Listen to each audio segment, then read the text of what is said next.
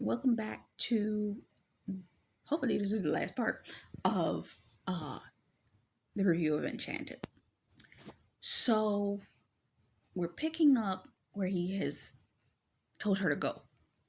And meanwhile,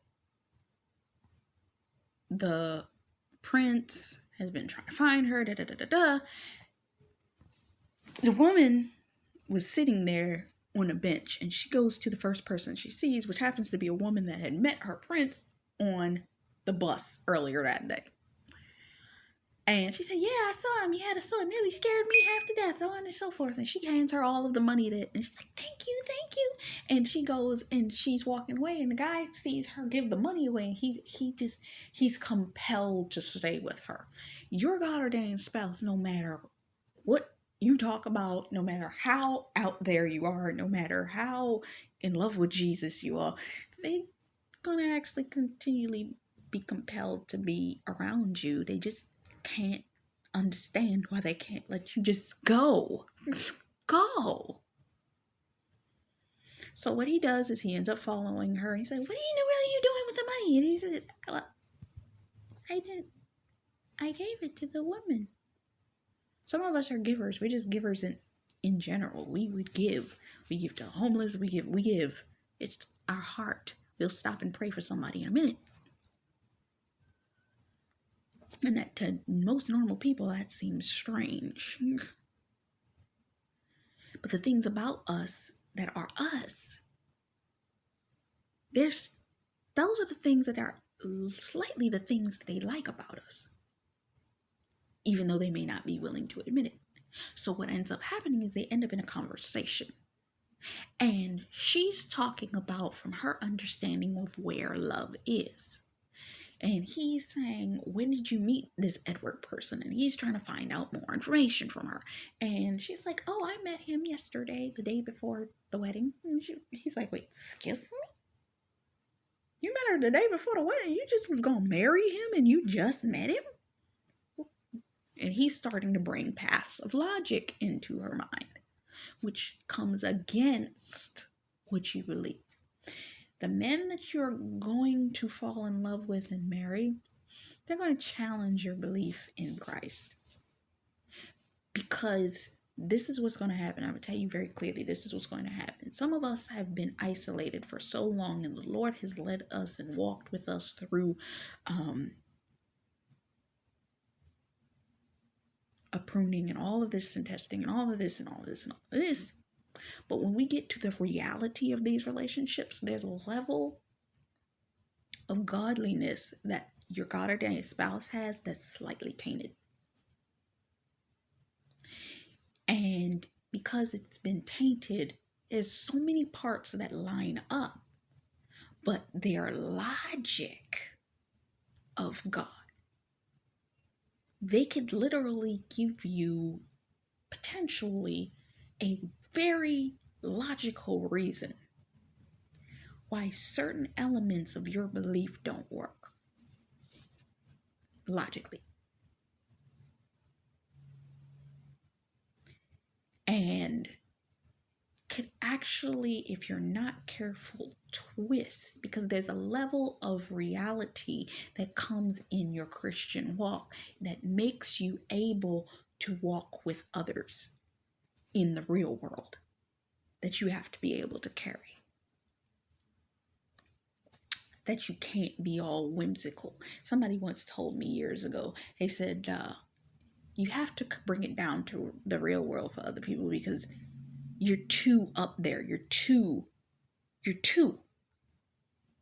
fantastical about the Word of God and the Bible and all of this. You don't live here, and people need to understand it from here and see what your God ordained spouse may be able to do is give you just enough of understanding of how to be able to relate in their world.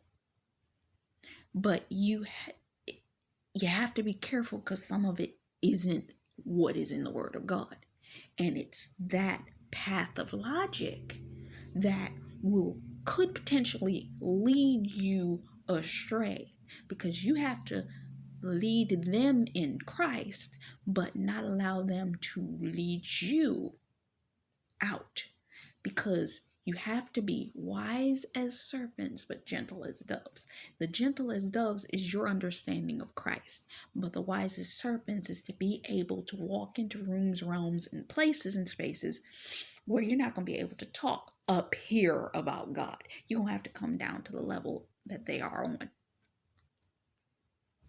And some people that are religious aren't willing to come down to where they're at to speak to them. I'm willing to do that. I used to have this thing, and I still do on occasion. I call it, can I come out of my Christian box for a minute?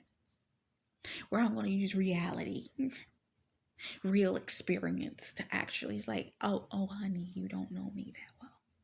You don't know me. So understand, I can come out of my Christian box when I'm ready to and need to in order to come to explain. But I'm going to give you a proverb that's going to literally lead you back to the Lord.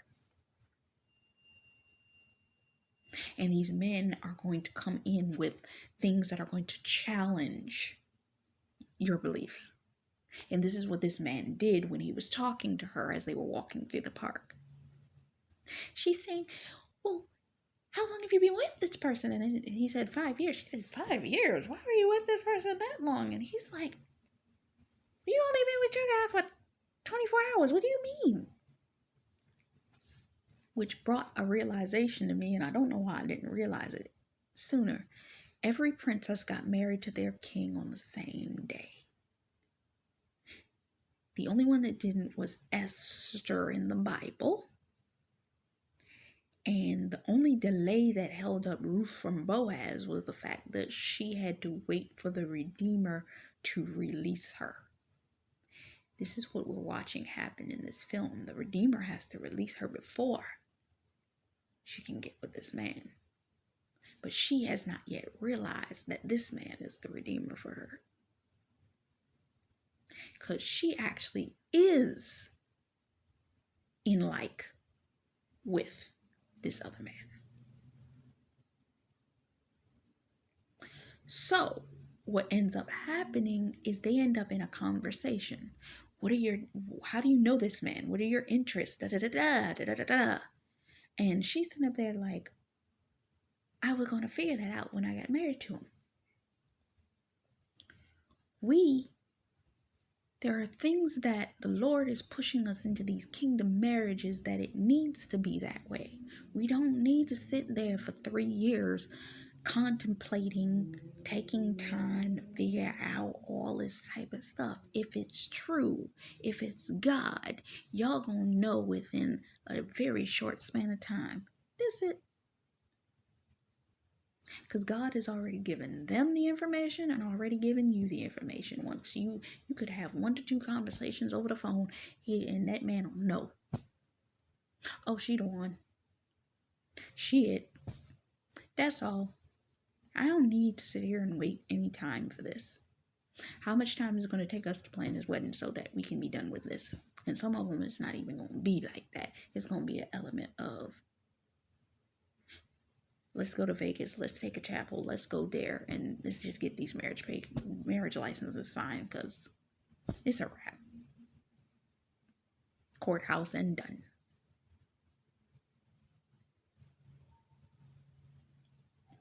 We can plan the big wedding later. It's not necessary. Because they know men that do not marry a woman. Who was talking about this? There's somebody I was listening to that was talking about this.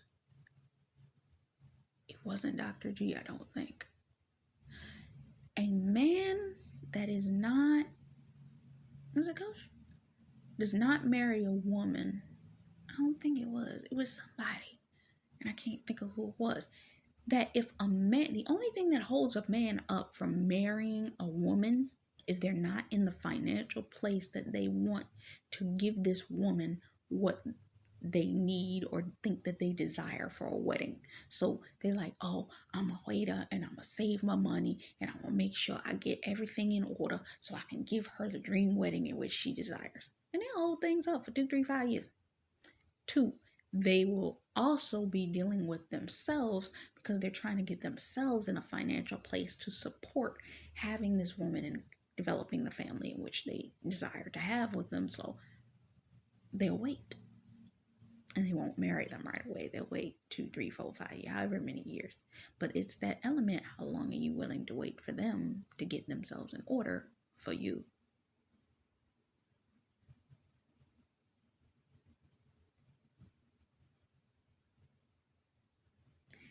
And I remember one time I was a teacher of mine back when I was in high school. She had been engaged to this man. Engaged. They were engaged for 9 years. 9 years. I ain't never heard of an engagement that lasted that long. When a man knows, he knows. And some people may think that, oh my God, a person getting married in 6 weeks that's ludicrous. And not in a person getting married in 6 weeks after being in relations and in relationship for a year, 2 years, 18 months, whatever. And then they get married in 6 weeks. No. God, what he's been doing is he's been putting people together. You meet today, in 6 weeks, y'all get married. Some been getting married in 2 weeks. Some been getting married in 2 days. Some been getting married in 4 weeks. Some of them, it's just that fast. Because when they know, they know.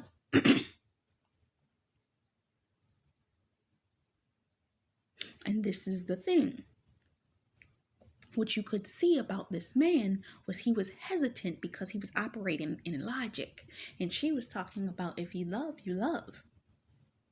If your heart is there, do the simple things. And he's trying to argue, well, I can't sing. Well, I can't dance. Well, I can't. Excuses.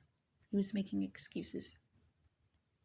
And all she did was she had the birds put together a wreath of a heart-shaped wreath of flowers and send it off to Nancy. He's like, how is she gonna get that? He's like, take it to Nancy. All she said is take it to Nancy.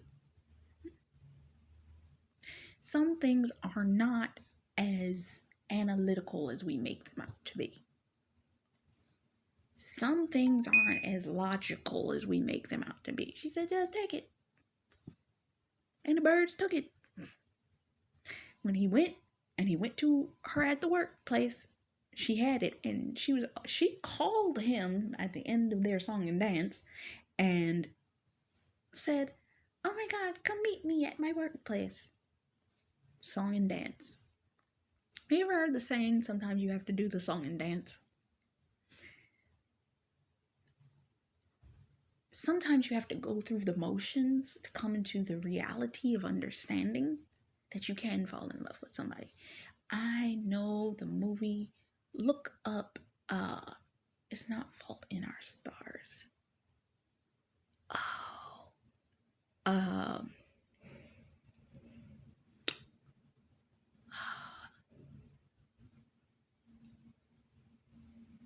It's another film. It's an Asian and a Black woman. And the whole premise of the movie is reading 32 questions that by the end of it, you're supposed to fall in love.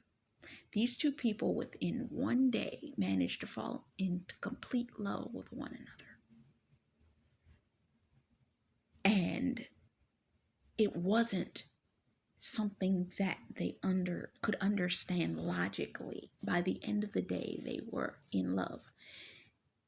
And they had to spend another 4 years apart. But when she graduated from college, she came to where he was, and they started over again. But I cannot think of the name of the movie. I keep wanting to call it Fault in Our Stars. I'll see if I can find it before the end of this video. Because it's one of my favorite movies, love stories.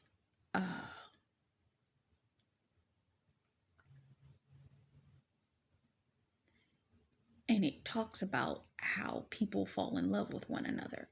And what ended up happening is this guy, after he talked to Nancy, and while they were at the park, they passed a billboard that had tickets at a table for this ball that was being given. Now, later that night, he's happy, and him and Elsa are sitting at a pizza place talking about this, talking about what had happened. And she's like, "Oh my God, are we on a date?" He said, "Well, yes, but no, we're not on a date. It's these two people enjoying each other's company and celebrating what have you." And he's got a daughter there with the nanny, and it's her, and they got a huge pizza and two small somethings in front of him. And he's talking, but you can tell he's already starting to fall for her. His heart is already there. He didn't even have that same interaction when he saw Lancy earlier that day. But he's enthralled in the way that she thinks and talks, even as innocent as it is. She has an innocence to her that he enjoys. Some of your God-ordained spouses, there's a level of being in the world that they've been there for so long that they've lost a part of themselves that was innocent.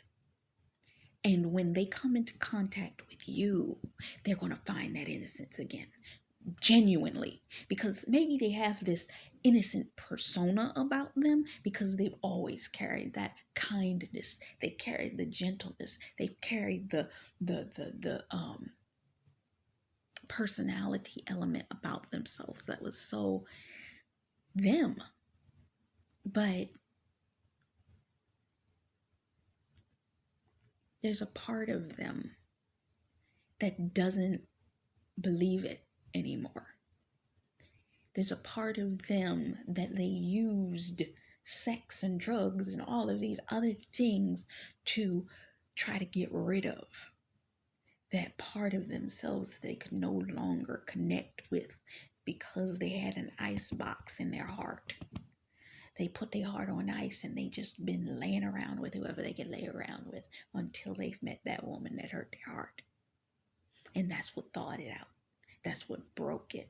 Because sometimes the Lord will allow somebody to come into your life to break you down and hurt you viciously. And you're sitting there trying to figure out, why is this person hurting me like this? Because God needed to get to that heart part that you put on ice.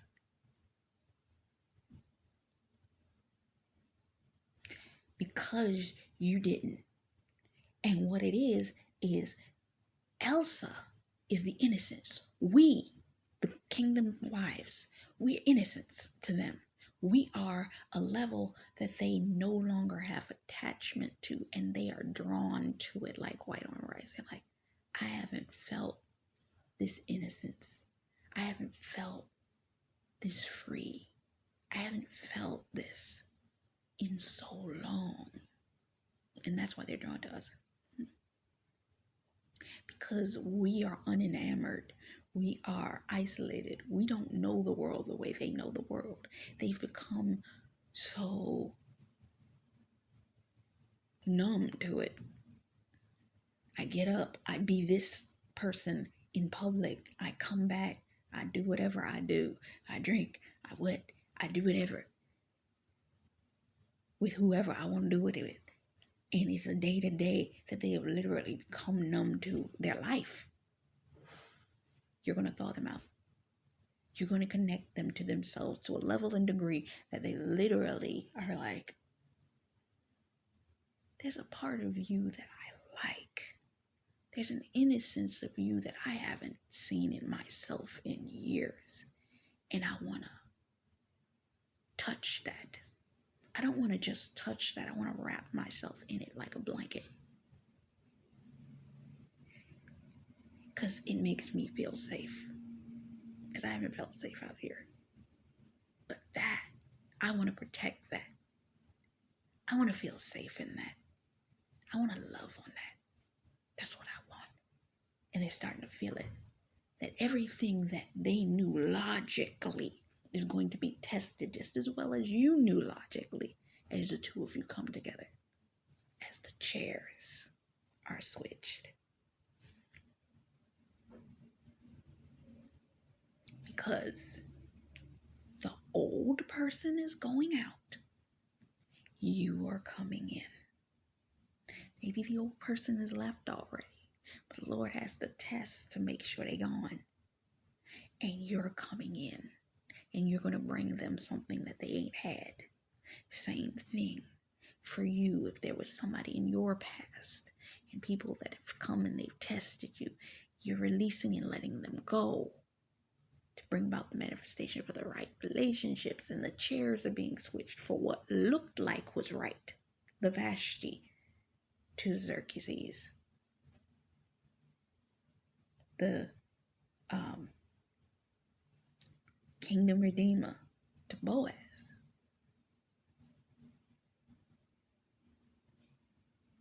The kingdom redeemer looked right. He looked like he was what should have been, but Boaz was right. So, they have the dinner, and here comes the lackey trying to poison her again. This was the second attempt to poison her. It didn't work. Because literally, it's funny. He said, that stuff is poison. And she's like, what? What do you mean? Because he gave it to her as a martini. He said martinis are like poison. That tequila is ridiculous. And then here comes the chipmunk to her. And she can understand it. Because she can understand animals. And she's understanding the assignment that was set forth, but too much was going on. And then here comes the lackey trying to get rid of the chipmunk, and a whole big scene happens, and then the pizza gets thrown and all kinds of stuff, and then the chipmunk ends up in a glass, and they don't even see that. And he ends up taking her home. And because he now has fallen in love with her, her still talking about Edward is irking him. Because he's trying to say, hey, I'm going to shoot my shot. I want to get in here.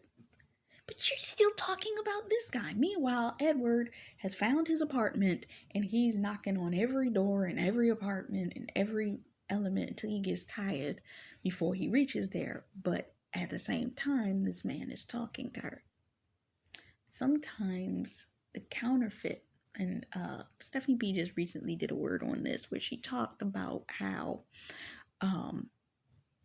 what's happening is, what the enemy is doing is he's waking up parts of your counterfeit, whether it be the ex that you dated before, whether it be new people that are coming to try and make a wedge between what God is actually trying to do. Because what's happening is God's trying to allow nature to take its course with you and the one that you're ordained to be with. And these people are all of a sudden getting the whimsy thought within their being. Man, I wish I was with her. Man, I screwed up when I was blah, blah, blah. Man, I blah, blah, blah. And they're fighting to get back to you. And you're like, no. Because you're having the conversation with the one that you should be with. And they're trying to convince you that person isn't the one you should be with. And they're trying to give you logical reasoning. But what they do is they trigger a part in you that you have not been able to touch. I get it. When she became angry, she became herself. And I'm not saying that anger is who she is. There's a level of righteous indignance that we must have as children of God. That there is a level of the wisest servant. We must be able to be touched ever so slightly by the, frustration, the anger, the righteous indignance within ourselves, that we can't be so godly that we're no worldly good. And because we're so godly that we're no worldly good, we can't interact with other people. So when rage hits us, it allows us the ability to find our true self within ourselves. That rage, that rage is us becoming uncomfortable enough to realize something needs to change and shift within us as we shift into purpose and growth. We are growing in self. We are growing outside of the part of where we are in our confinement to what we believe our reality is. And we are being tested in that. And our success is coming into, okay, I'm going to let go of my joy for this moment and allow this frustration to sit in me. And that's what she was doing. She let the frustration sit in her and she felt herself and she smiled. There was a level of smiling because she came into a realization of herself that she had not come into before, that allotted her the ability to internally let Edward go, which was necessary. And that's when she, in that moment, she touched this lawyer, which is her true love. And she came to the realization, this is the one that's supposed to be with me, not him. But she doesn't say it. But you can see it when he goes into the other room. When she sits down, she's like, huh. She felt something in her, in the aggression that came up within her, that there was a fire that was released that literally triggered love for this man. This man, God's about to say to your lives, our lives, he's going to test you. He is. He's going to test everything that you've ever believed in. And there's going to be a level of frustration that's going to come out. But in that coming out is the breakthrough necessary in order for you to shift in to fully accept the reality of the world in which you're going to be in. You're going to be in it. And it's necessary for you to have that in order to survive in it. You understand what I'm saying? It's necessary. And she lets go. The next morning he gets up. Well, actually, let's talk about the fact that when he went into his bedroom that night, he sat down on the bed and he actually thought he lost her. He said, she's still in love with you could feel him feeling like she was not connecting with him at all. So he felt like, I guess, that she's going to be with Edward. So the next morning she's making breakfast and he's talking to her somberly and he's got the daughter there. And he even noticed how she took the daughter's rug and made a dress. And he smiles at that, which the day before he was angry. He was falling in love with her just as quickly as she had fallen in love with Edward, because it was something so different about her. And it had only been 24 hours. And a little over 24 hours. Because we're entering in